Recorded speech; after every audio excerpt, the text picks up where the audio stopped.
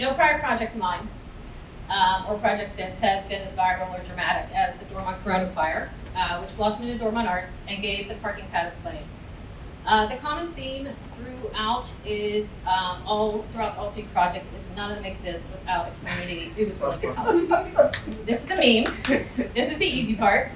I posted this meme in a Dormont Facebook group on Tuesday, March 17th at around 8 p.m. It was a funny meme, but the neighbors were interested. I told them if they had 100 likes by morning, I was in, and by 8 a.m. the next morning, I had 100. I threw together a Facebook group that within 2 days had several hundred people in it, and these are 226 locations of singers in Dormont. With some quick coordination and a Zoom tech rehearsal, that group of a few hundred sang together via Zoom on Sunday, March 22nd, 4 days after the original post. We sang, "Do You Hear the People Sing" from Les Mis, as the meme told us we should, and we went all in. A drone op came out and took video, and local press was everywhere. The community was really pumped up and came together. It was an amazing experience, and I wanted to keep it going. I have so many people that were in the choir here tonight. It's like, yes, the new leadership group made promo videos for Team Weeks. We invited choir members to showcase talents. I'm going to cry. Like a local boy who played the intro to Eye of the Tiger on his trumpet. Sorry. Kara, stop looking at me. And local wrestler Brett Paradise ran the stairs of the Borough building for Movie Week. We got a lot of press attention in these weeks, and 1 year later, we had a write-up in the New York Times. Throughout, we looked out for each other. We wore t-shirts designed by a choir member. We sold those shirts and gave her the proceeds because she had lost her job during COVID. Most importantly, we forged bonds and supported each other just by being there and being joyful for 10 minutes for 11 Sundays. The choir had a huge impact on Dormont. The leadership from that group began to ask each other what's next. We came up with Corona Crafted, and I reached out again on Facebook and asked neighbors for submissions of artwork they created or learned during lockdown. 40 submitted, and we hung their work in about 18 local businesses. After the show closed, we again asked each other what's next. And in 2021, we formed a board of directors and a nonprofit and wrote a mission with broad strokes. Dormont Arts engages and unites the community by cultivating creative experiences of art, nature, and music. Our projects involve community partners, and we have developed and grown ideas into some really large events. Dormont Spark Pride brought Dormont Arts and Dormont CDC together to host the largest Pride event ever held in Dormont. We had 50 vendors made up of artists and community service organizations, 40 community volunteers, and in 2023, our second year had 2,500 attendees. Excuse me. A community garden was needed to supplement food being donated to the Dormont Food Pantry, Free Pantry. Dormont Arts took this on and collaborates with the borough to ensure that it is included in future plans so we can build sustaining infrastructure like permanent beds and an irrigation system. Volunteers water and tend to the garden, and we tie it back to Dormont Arts by booking live music and theater there.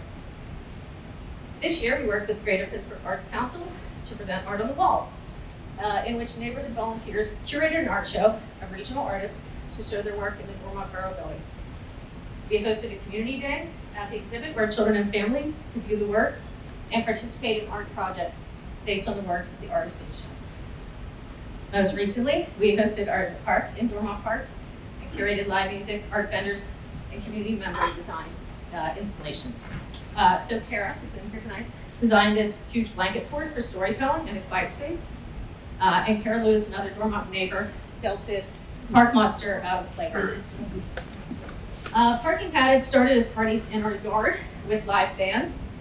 We did book the bluegrass music for Art in the Park, but we invite artists to play at our house, and we pay them a fair rate. It's our highest priority, and it trickles out into Dormont Arts as well. We ticket those events at $10 per person, and still do. Over 3 seasons, we've held 14 concerts in the yard. We also have 10 lost and found car pots, so if you need one, come over. 2 years of these concerts, again, had me asking what's next. We met with the Hollywood Theater. We formed a partnership for multiple events, and we've had 2 well-attended concerts so far that fans compared to the Rex, which felt very sacrilegious after losing the Rex Theater during the pandemic.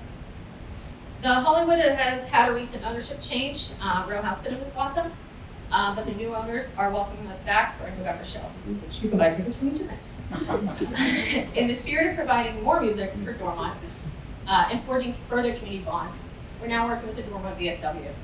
It's an intimate and accessible place for live music and one that needed growth.